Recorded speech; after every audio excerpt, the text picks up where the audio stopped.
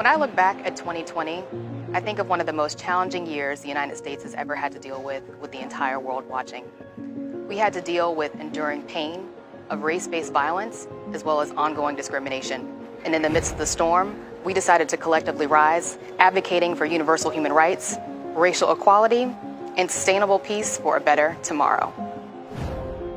The global racial justice protests in 2020 made me realize that the fight for racial justice is unified across borders, languages, and cultures. As one people, we have a responsibility to address racial injustice and not stay silent when it doesn't directly impact or is too close to our lives. We have a powerful voice. Let's use it for lives depend on it.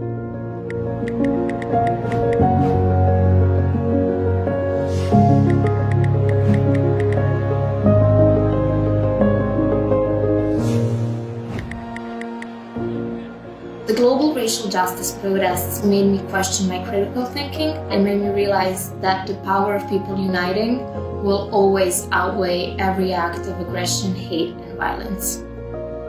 The global racial justice protests in 2020 made me realize how far we have come in this country, to realize the vision of our founding documents that all men are created equal. What we do in protest may not end racism, but it will in the arc of history.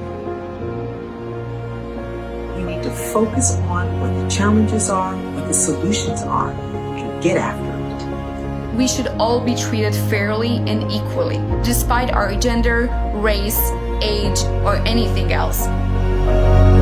I'm determined to harness that global solidarity to advance racial justice everywhere and leave our children with a less hateful, more hopeful world. For the United States to be a credible force for human rights around the world, we have to face the realities of racism and hatred here at home. We can't sweep our shortcomings under the rug or pretend they don't exist. We need to face them openly and honestly, even if that's ugly, even if that's painful.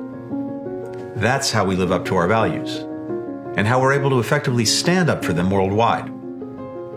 Today and always, let's commit to accountability, healing, and doing the concrete work of advancing equity and justice for all.